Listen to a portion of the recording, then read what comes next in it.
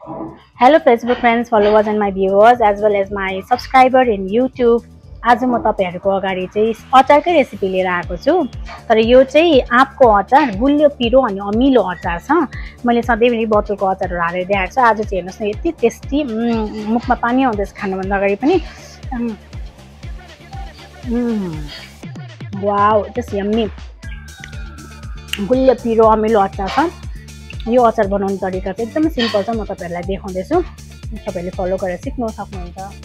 सबैभन्दा पहिला चाहिँ मैले काँचो अलिअलि पाकेको 1 केजी आँपलाई चाहिँ यत्रो साइजमा काटिदिएको छु।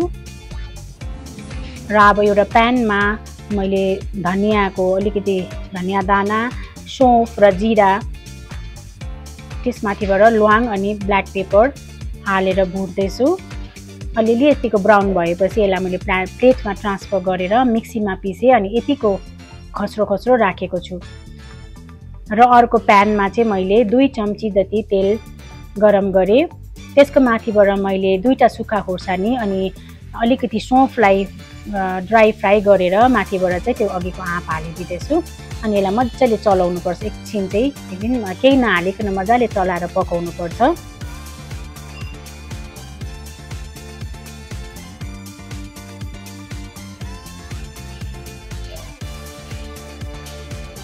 यसलाई एकछिन चलाउँदै पकाउनु पर्छ। 1-2 पल्ट चलाउनु पर्छ। कट्मेरो पाकेपछि चाहिँ म यसमाथिबाट रक सल्ट हाल्दैछु, बिरे नुन, त्यहाँदेखि पिङ्क सल्ट पनि हाल्दैछु। तपाईहरुले चाहनुभयो भने व्हाइट सल्ट हाल्न सक्नुहुन्छ। अलिकति हल्दी पनि हालिदिए र मजाले यसलाई फेरि मिक्स गर्नुपर्छ। अब अर्कोपट्टि प्यानमा चाहिँ मैले 750 ग्राम्स जैगरी गुडलाई ठिकैको कम्ती पानी हालेर मेल्ट गर्दैछु। अब यसलाई चाहिँ पानी अलिक कम्ती नै हाल्नुपर्छ, बेसी हाल्नु हुँदैन।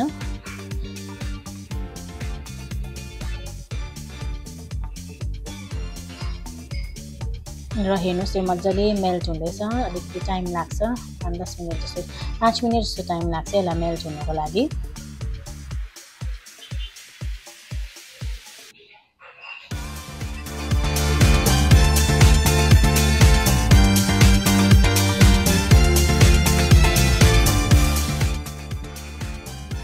हेर्नुस् त यतिको मेल्ट हुँदैछ यो।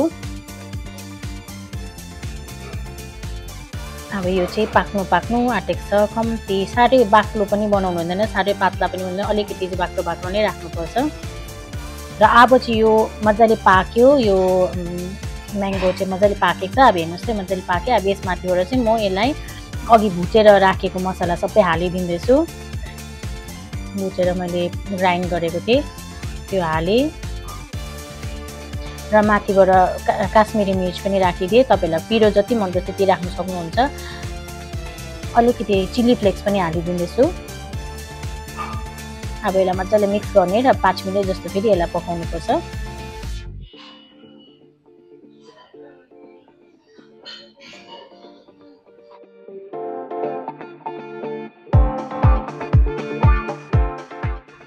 यो गुड हेर्नुस् यतिको पाक्यो, यतिको बाक्लो भयो। अब यतिकैमा यसलाई पनि माथिबाट हाल्नुपर्छ। साह्रै बाक्लो पनि हैन, साह्रै पातला पनि हैन। हेर्नुस् त राम्रो कन्सिस्टेन्सीले पाएको छ यो। मजाले मिक्स गरिदिने र 2 मिनेट फेरि यसलाई पकाउने।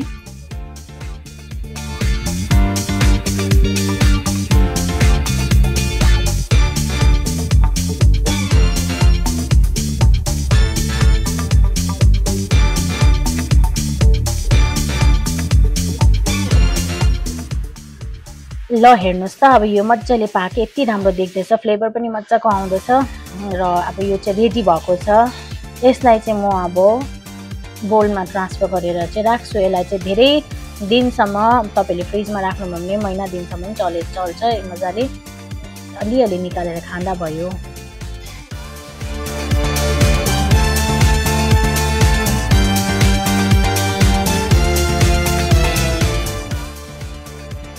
ल हेर्नुस् त अब यो यति मिठो अचार चाहिँ रेडी भयो। अब म यसलाई फ्रिजमा या स्टोर गरेर राख्छु अनि धेरै दिनसम्म खान्छु। Thank you friends for liking, sharing and subscribing my channel.